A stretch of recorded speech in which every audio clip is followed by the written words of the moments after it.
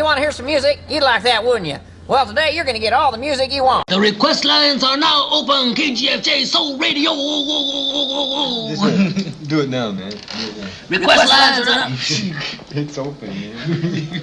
Got any Blue Oyster Cult? No, I don't have any Blue Oyster Cult. I ate 34 pairs last time around. Where were you? I was that close to working at 7-Eleven, you know. Pass the word along. Tell the men it's time to shoot the moon. Shoot the moon! Out there on the microphone. On the microphone. Shoot the moon. Shoot the moon. The attitude dictates that you don't care whether she comes, stays, lays, or prays. I mean, whatever happens, your toes are still tapping. Hey, Strawberry! Oh, Strawberry. Hey, what's happening, man? How you doing? This is my friend. Hey, how you doing, man? What you looking at, man? Oh, nothing. I wasn't looking. I wasn't looking at his neck, man. Can you honestly tell me that you forgot the magnetism of Robin Zander or the charisma of Rick Nielsen? That's kid stuff. Kid stuff. Well, how about the tunes? I want you to want me. The Dream Police. Da-da-da-da-da-da-da. Build your muscles picking strawberries. You know, Band and Scoop. Maybe I could get you a job with United Fruit. I got a buddy with United Fruit. Start with strawberries, you might work your way up to these goddamn bananas. When, boy, are you gonna get your act together? We're creating a society of cell phone crazed, marijuana smoking zombies.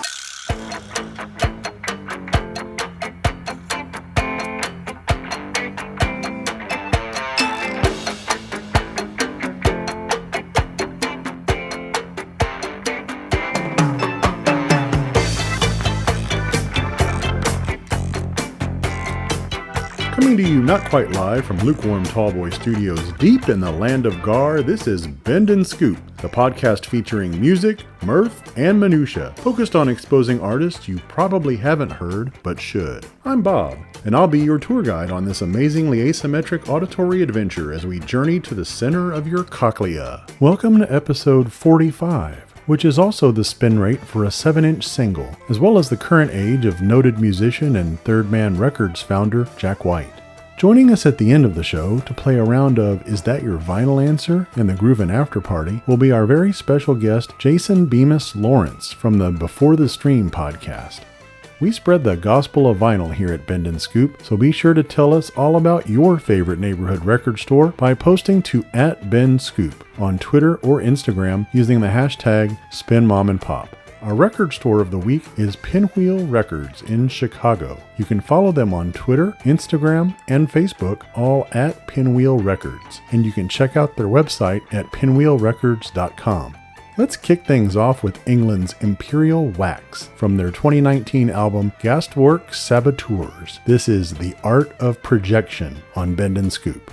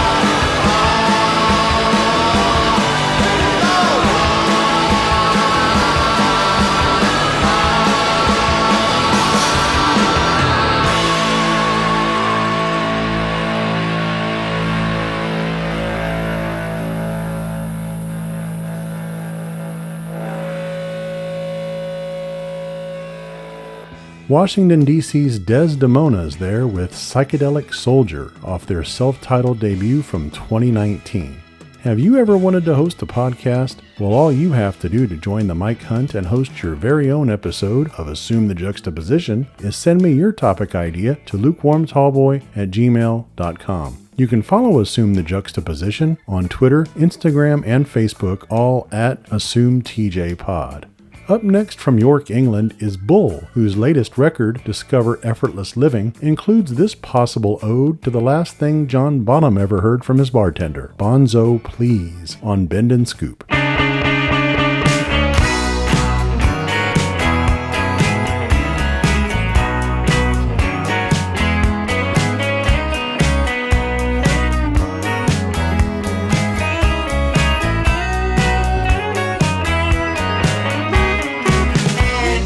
No such thing as inspiration. It's just somebody else and something they have done. I'm just looking at something I'll never do, and it just makes me sad when I listen to you.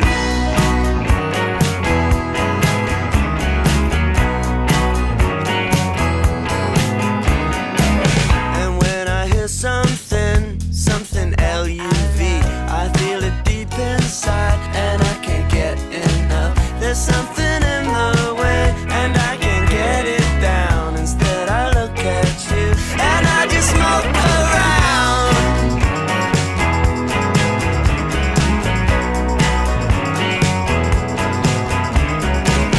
And that's the problem with everybody you know. They all just take it in and then they get so do all that they could do all by themselves. Instead they look at you and everybody else.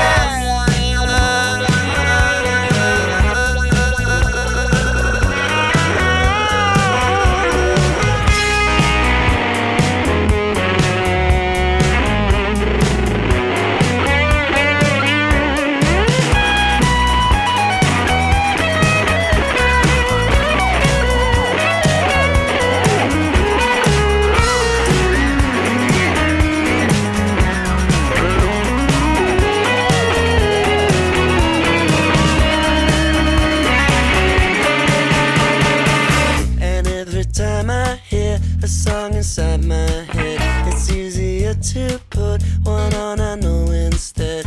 I'll admire all of the traits that I don't have. Then I'll sit at home and wonder why I'm sad. Got a name, kid? Yeah, it's Otto. Otto? Auto parts? Hey, kid. Are you really 21? That's what it says, doesn't it? Hey, you want some help with that beer, kid? You're all repo, man. What if we are?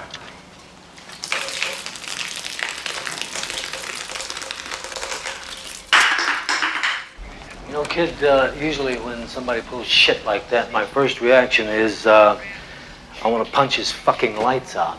But you know something? You're all right!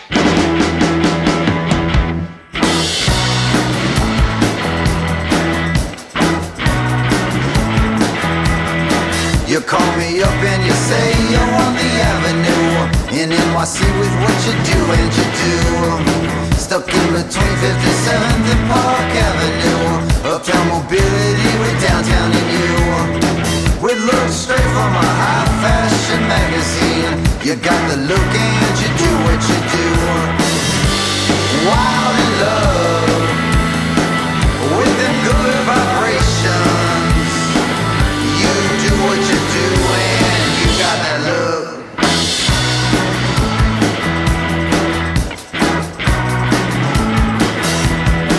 Gazing out the window one more. The mind's worst enemy, her heart's at the door. Knows what she wants and she knows how to get it. Isabel Moran with the Wamanello blinded. It's those looks from a high fashion magazine. You got the look and you do what you do.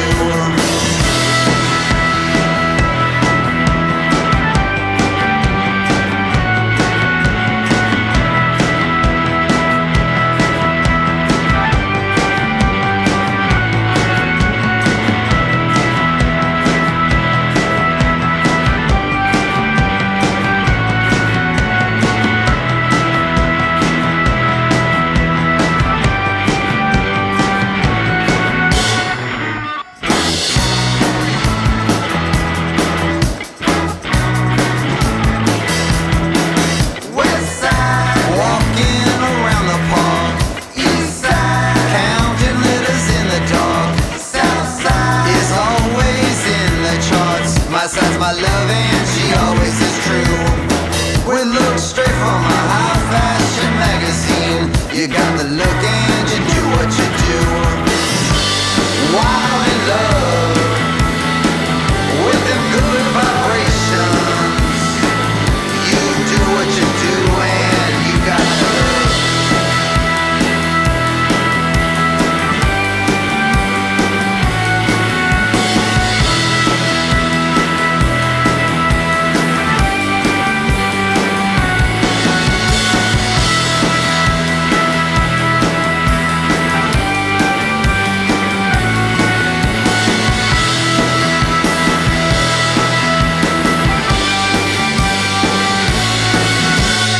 That's Got the Look by St. Pei, aka Ian St. Pei from the Black Lips, off his debut solo LP 2017's Fixed Focus. We'd love it if you'd fix your focus on Pausable Deniability, a monthly podcast I co-host with my pal David Miller, which you can follow on Twitter, Instagram, and Facebook, all at Pause Deny. We post new episodes on the first day of every month. In our latest episode, we discuss some of the books we've read and are reading. Los Angeles is home base to Honey Chain, whose 2020 album Pocket Full of Good Luck features this kickin' jam, Go Away, here on Bend and Scoop.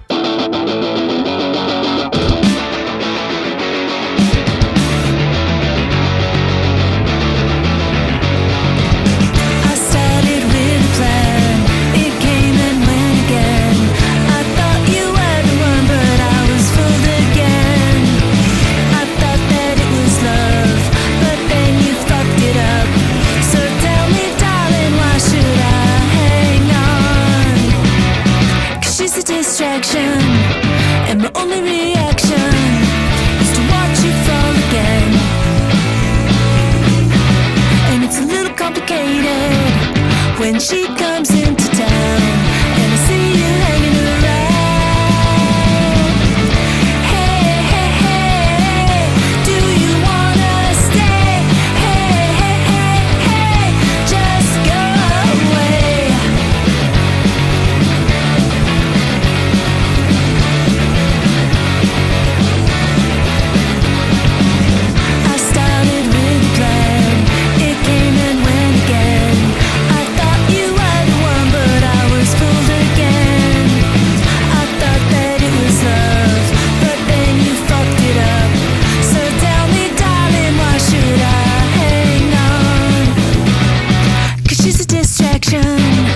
And my only reaction is to watch you fall again. And it's a little complicated when she comes into town and I see you hanging around. Hey, hey, hey, you wanna stay? Hey, hey, hey, hey, just go away.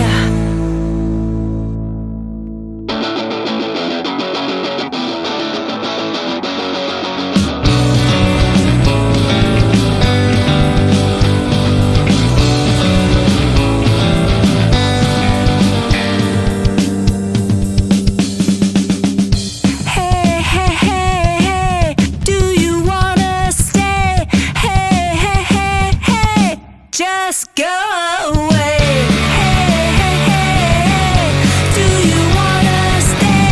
Hey, hey, hey, hey, just go away. Hey, hey, do you wanna stay? Hey, hey, just go away.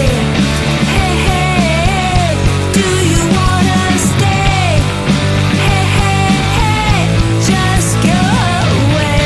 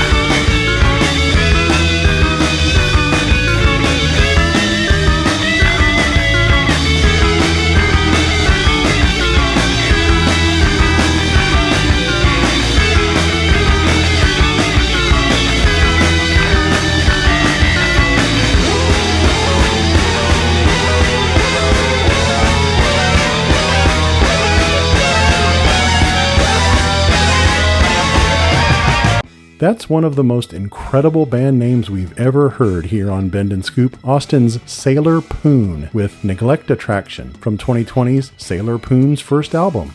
Campfire Songs is a podcast where I get together with my buddies Todd, Jim, and Tom to share and discuss songs with each other. Be sure to follow us on Twitter at SongsCampfire and give us a listen for more great music. From the burgeoning metropolis of Grand Rapids, Michigan, comes Major Murphy, whose brand new album, Access, just might earn them a promotion a colonel. Here's In the Meantime on Bend and Scoop.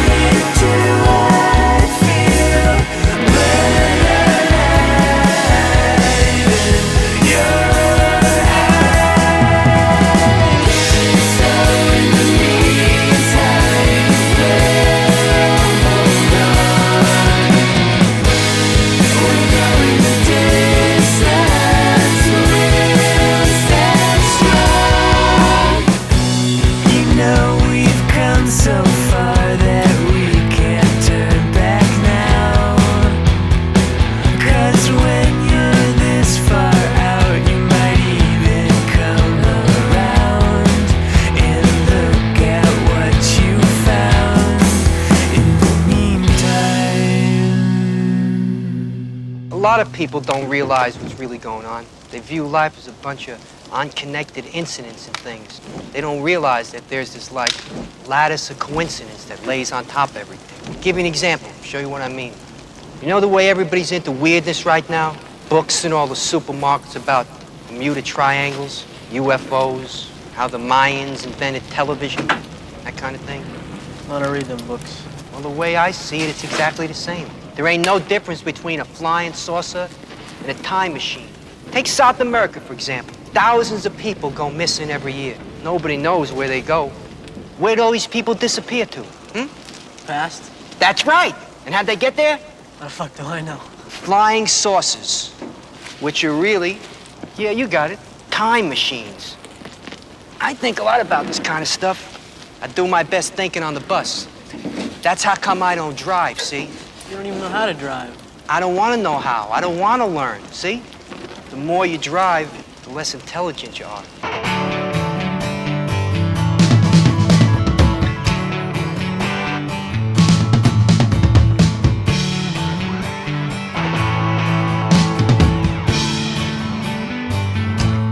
Didn't we just end up right here? And didn't we just break another year? Isn't it fun? Yeah, I can't tell. Isn't it great? Isn't it swell? I can't tell you where I've been, but it doesn't matter, friend. It's you and me until the end. It's you and me until the end. Didn't we just say no to that?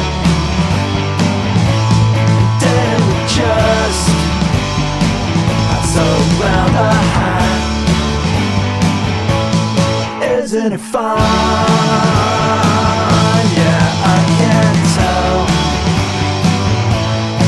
Isn't it great? Isn't it swell?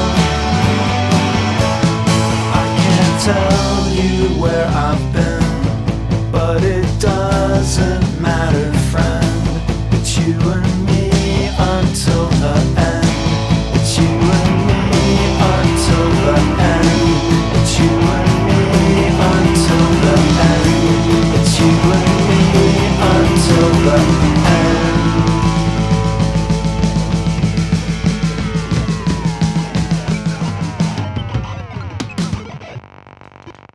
After a 15-year hiatus, the Death Ray Davies are back with a new album called Time Well Wasted, which includes that great tune, You and Me Until the End.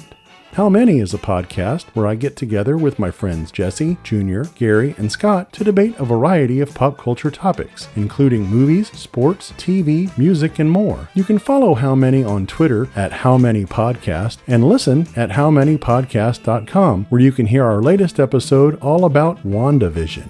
And don't forget to stick around for the end of the show, when we'll be joined in the Groovin' After Party by our special guest, Jason Bemis Lawrence, from the Before the Stream podcast, whose excellent 2018 solo album, Another Hotel Hallway, includes this great track called Dancer, here on Bend and Scoop. The routine changes in each place.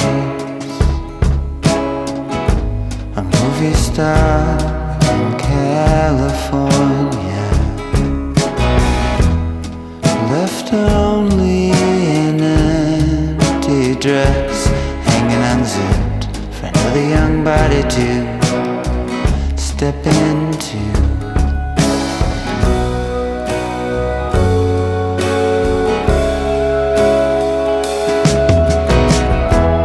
I kept us out last night. My brother fell in love with her. She laughed. They're down to almost nothing, but it's dark, who's gonna know?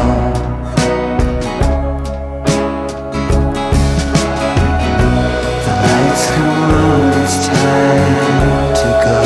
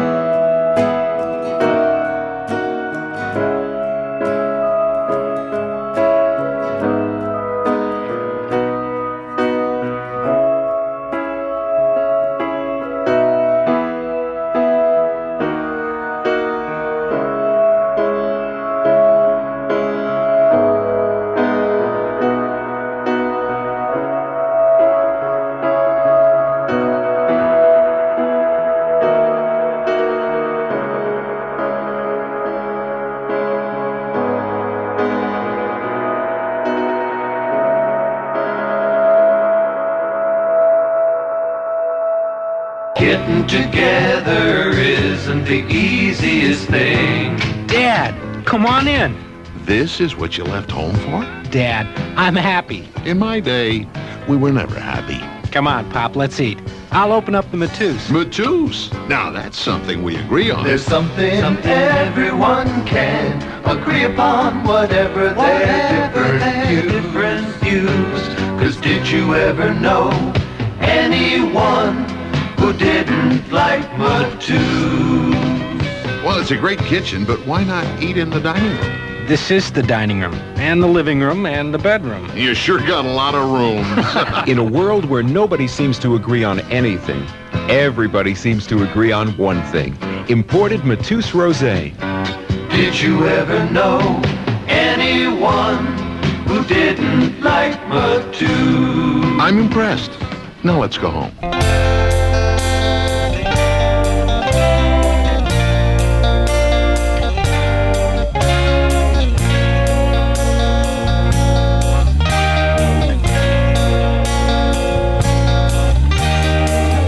All around me I see what is left and what could be.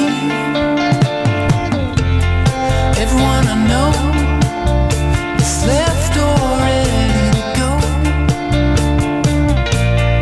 Why didn't I when I knew I could have tried? Insecurity, guilt and hate are the only things in my way. Why couldn't you when you knew that it was true? A life that's built to shelter and shade, but it isn't mine to take. There's nothing wrong with taking apart what we see. I can't control the way that you love me. I always think that this is the worst that it can be, but there's always another line that gets to tell me I'm wrong. I was wrong. I was wrong. I was wrong. I was wrong. I was wrong. I was wrong. I was wrong. Yes, I was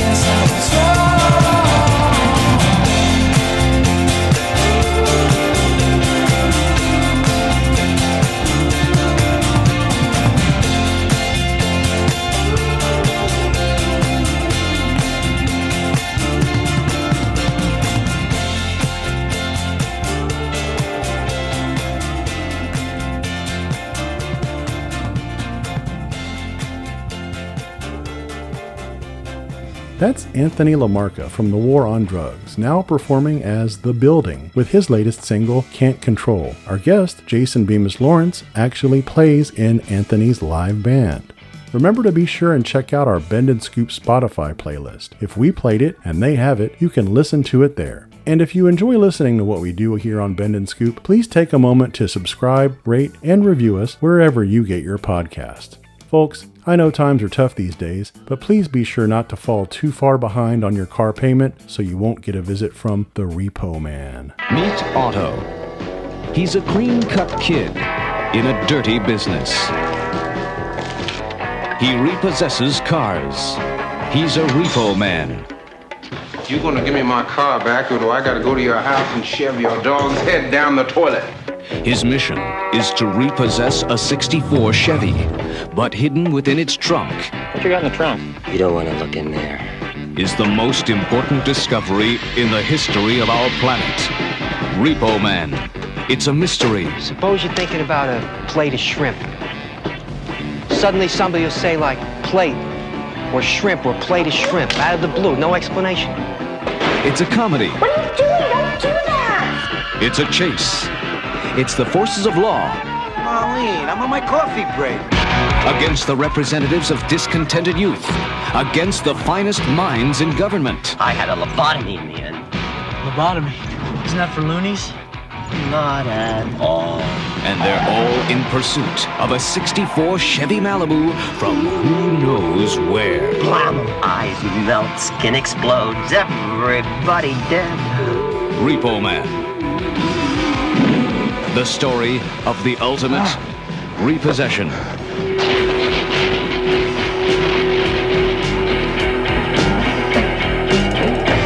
Repo Man. Not just a job, it's an adventure.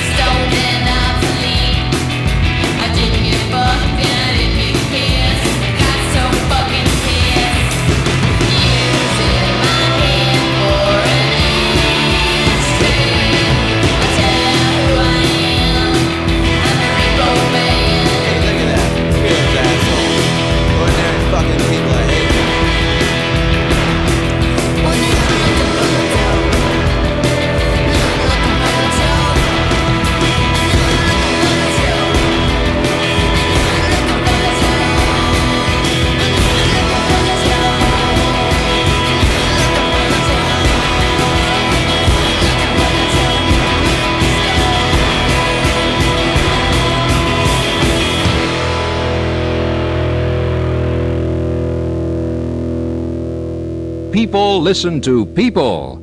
So listen, people.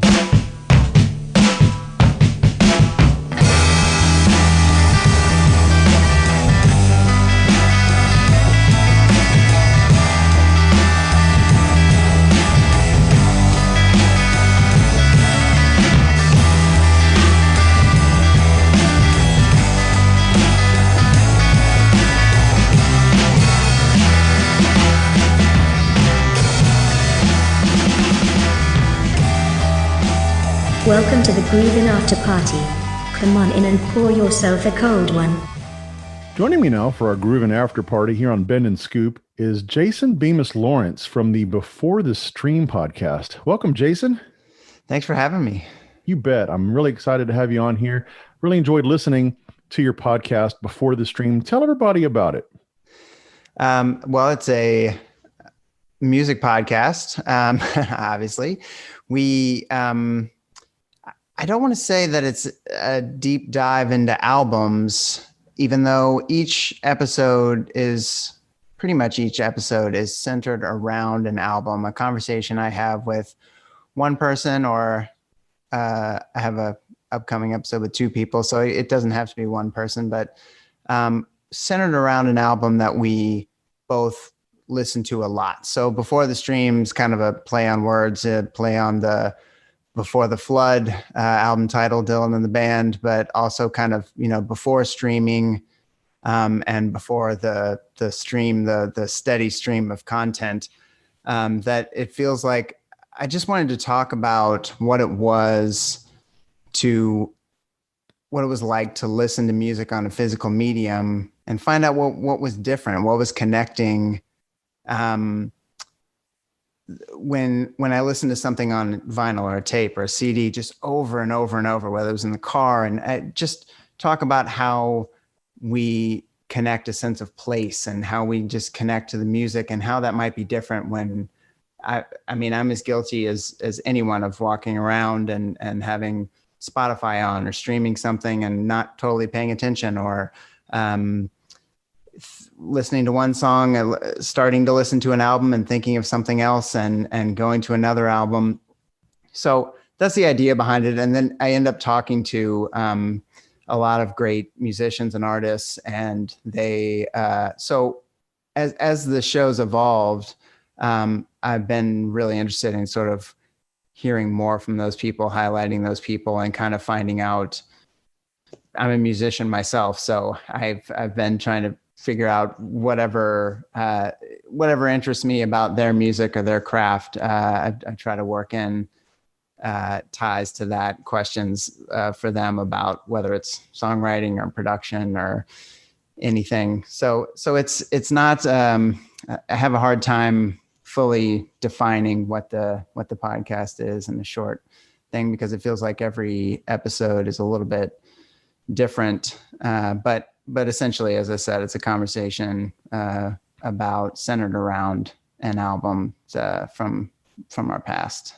And that was the thing that really struck me about the episode that I listened to. I listened to the Yankee Hotel Foxtrot Wilco episode, and it was a very organic conversation. It was, you were talking about the album, but it was really beyond just the specifics of the album. You got into a little talk about Wilco, talk about some of the, production techniques, especially since the guest that you had was a producer and a musician as well. So right. It was really interesting. It was really like being a fly on the wall, hearing two professional musicians talking about another piece of music that, you got a little more perspective than maybe you would from just two random, listeners or fans would from the same piece of music. Right. Thanks. I'm glad that it came across that way, because we also didn't give all the information about Yankee Hotel Foxtrot. Part of what I've had to let go of is recognize that I've had to recognize that I'm not doing a documentary on these albums, that there is more information out there than I can provide, just about behind the scenes details of the albums. What I've found really interesting is just our own personal connection to the music, and let the conversation go where it's going to go. So Josh Kaufman, who was the guest on that episode, I was so interested to just hear about his experience. And so we talked a lot about Wilco, but I wanted to know a lot about what he'd been up to, because he's been working with a lot of great artists and bands. So I couldn't have him, on the same Zoom having a conversation without getting into all of that as well. Yeah, he's produced, I guess, the new Hold Steady record. He's in Muzz, correct? Muzz, yeah. Yeah. So, which is they had a great first album. I actually featured one of the songs when that album came out back on one of the earlier episodes. So, yeah, I didn't even realize at the time that that's the same guy. So that's awesome. That's fantastic. Yeah. And Bonnie Light Horsemen is another band that he's in that was nominated for a couple Grammys this year, and they're a great band as well.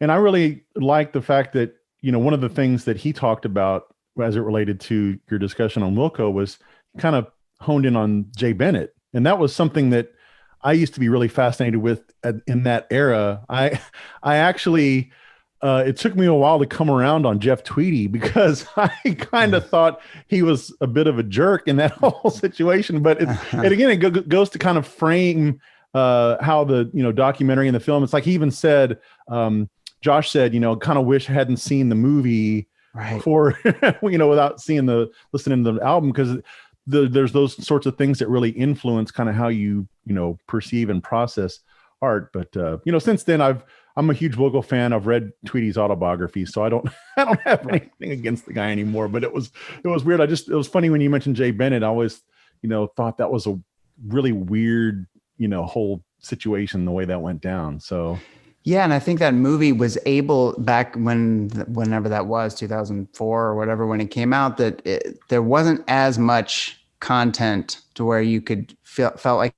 you could get to Jeff Tweedy that well. So the movie was able to have such a big impact, I think, on our perception of Wilco, people that watched it, because we weren't seeing constant YouTube interviews, or, I mean, I guess he could have put out books at that point if he had wanted to, but he hadn't. And so there just wasn't as much access. So I think a movie like that was able to have a really big impact on our perception of them.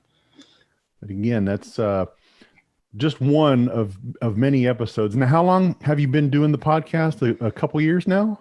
It's only been a year. I recorded the first episode at the beginning of March 2020, and then it came out, I think, April. So coming up on the year anniversary of the first release. Congratulations. Thank you. It's been really good. And I guess, are you targeting primarily a bi-monthly week? What's your target schedule? I try to get it out bi-monthly. Yeah. I mean, I was hoping for every 2 weeks, every Monday morning, every 2 weeks. It's just not, we were talking about editing beforehand. It's just hard to stick to that schedule, but I'm going as fast as I can. It ends up being bi-monthly, and I believe if I was picking up some of the discussion in that podcast, you've got a young child at home as well, so that probably eats into a lot of your time being a parent. Yes. Yeah, it's hard. Yeah, this podcasting is definitely more of an empty nester hobby.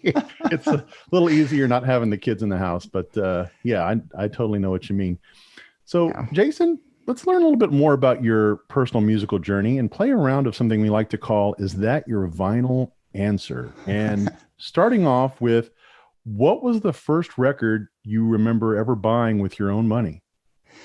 I've talked about this quite a bit with friends. Appetite for Destruction that's my memory, that I bought that tape at Target. I had my own allowance money, I think, but I had to get my mom I was probably, maybe I was 10 or something, and 8. No, it was third grade. So however old. I think third grade's like 9, maybe. Maybe so. Yeah.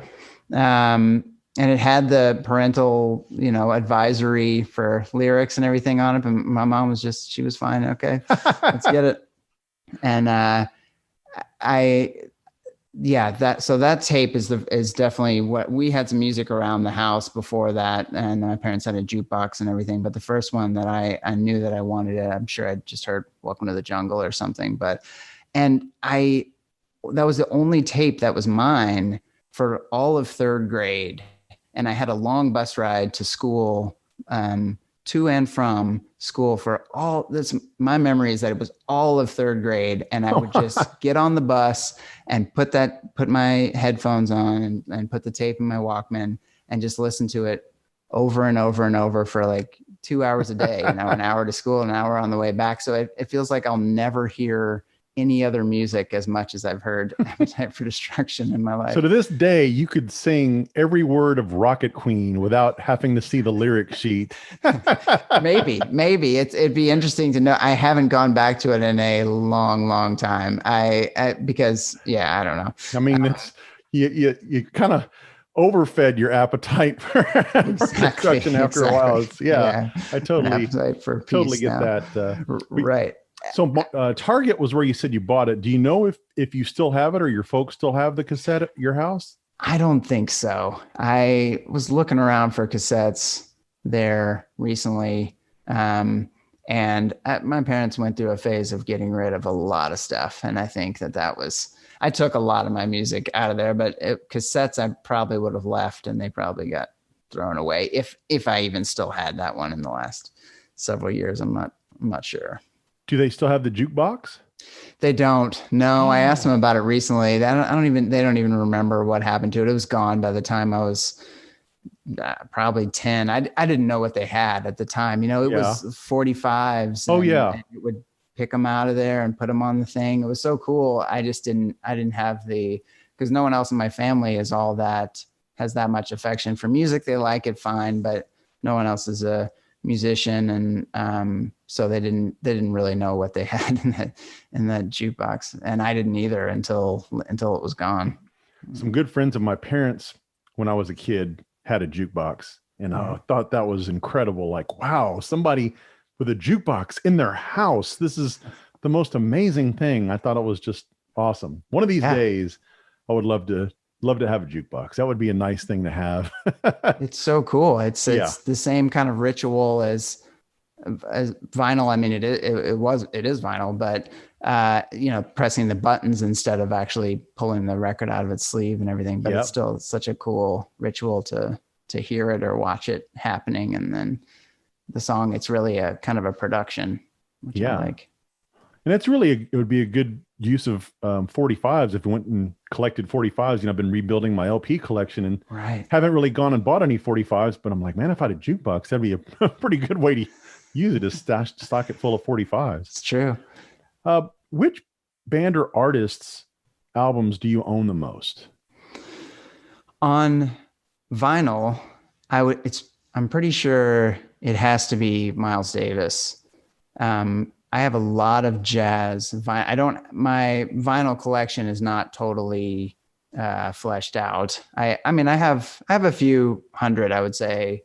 They're all in storage in New York. I lived in New York until just recently. I've been back where I grew up in Kentucky for the last several months, so I don't have any of my vinyl around, which stinks. But I have a lot of jazz, partly because I was buying that for a while, and partly because I worked at a school in New York, and they had a lot of vinyl there from just previous, before they had switched to tapes and then CDs and then the aux cable for everyone to plug their phone in, and they were getting rid of a lot of it. And so some of it came my way.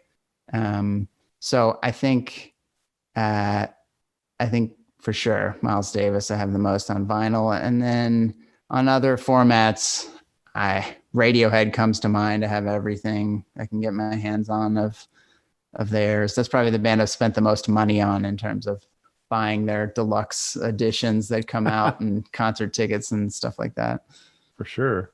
Mm-hmm. So you're in Kentucky, in Louisville, is that correct? That's right. Yeah. So My Morning Jacket, that's isn't that their home base or original home base? Yeah. I don't know. I don't know them well, but I have met Jim and Patrick, the drummer.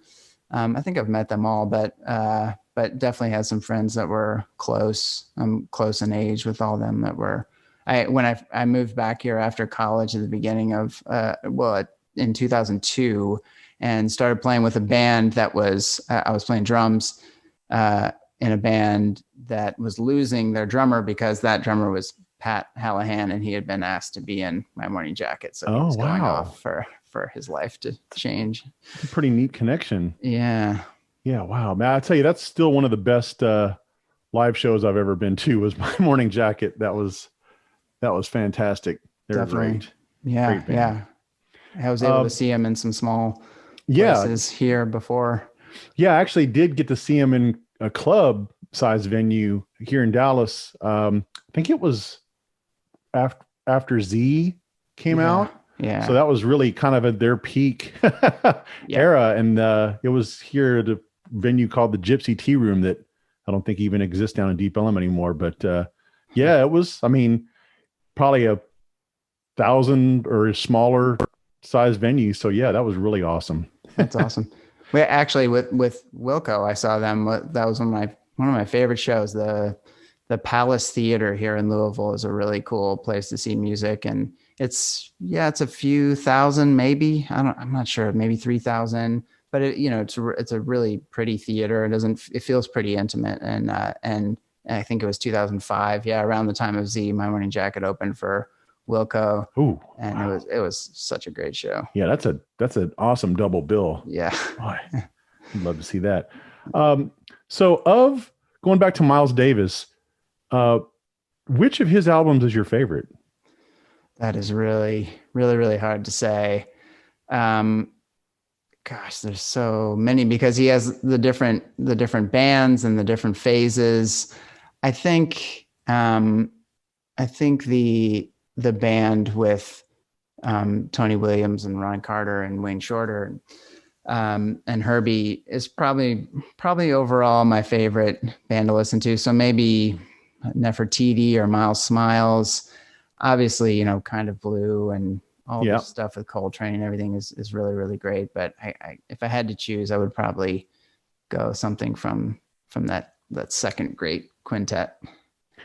What album would you say you've purchased the most over the years? That's a good question. I heard you ask that to other people, and I was trying to think of it. I mean, I definitely bought Appetite for Destruction on tape and CD, not vinyl, but that's one I've bought twice. I'm sure there are Radiohead albums I've bought multiple times. Especially now in the era of special editions and deluxe editions and reissues and remasters. It's like there's just so many buys and rebuys of the same thing, Yeah, maybe OK Computer, because I had that on CD and bought the deluxe edition and recently on vinyl, and maybe a Dylan record, maybe Blood on the Tracks is one of my favorite records of all time, and I've definitely had that on multiple formats. It's a really good one. So among your family and friends, yourself included, who do you know that has the largest collection of vinyl currently? I can't say for sure.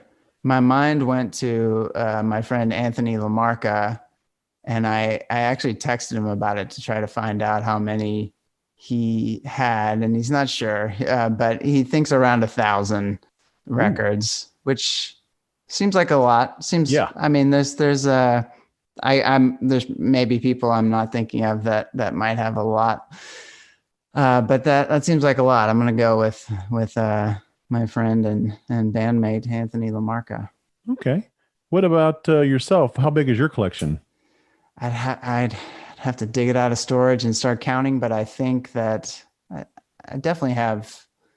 I would guess about 300. Something like that. You have them in storage. It's a pretty decent sized collection.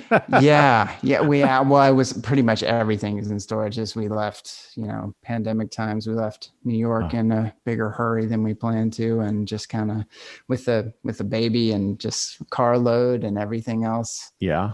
Went in storage. So it's a bummer to have those records in there, and hopefully they're okay. But yeah, it was several boxes full. So that's my guess, around 300.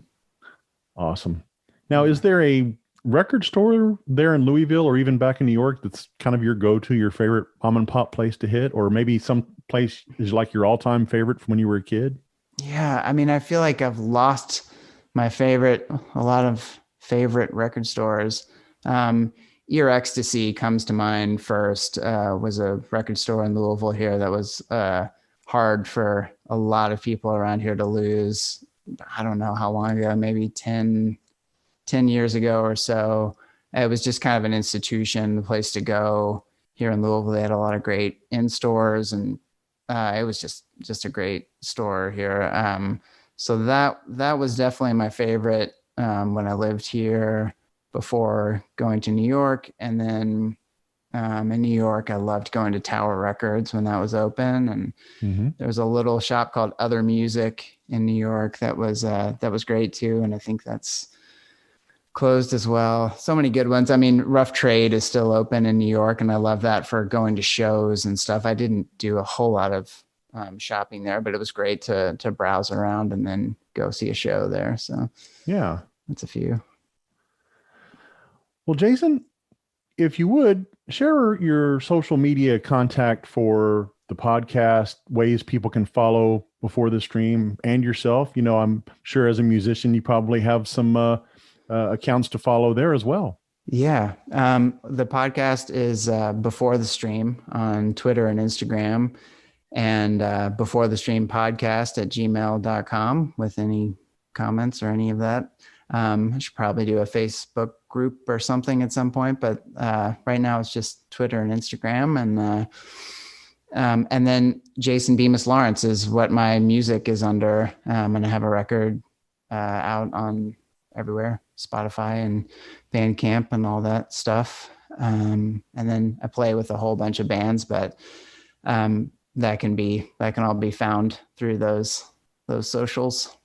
Yeah, I gave your record a listen on Spotify. Really enjoyed it. As a matter of fact, featured Dancer on this episode of the podcast. Really, awesome. Really enjoyed it. So it was my drive home yesterday was listening to your record. It was a lot of it was relaxing, but not in a, boring or easy listening way. It was just, there was something soothing about some of the songs that you had on there. And it was a good mix of stuff. Really enjoyed it.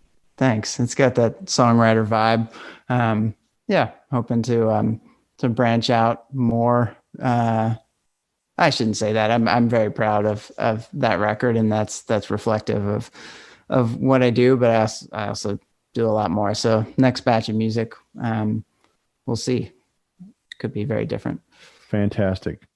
Jason, thanks so much for being on. I really appreciate it. Look forward to hearing more episodes of Before the Stream and more music from you as well. Thank you so much, Bob, for having me. I really appreciate what you're doing, and I love the show.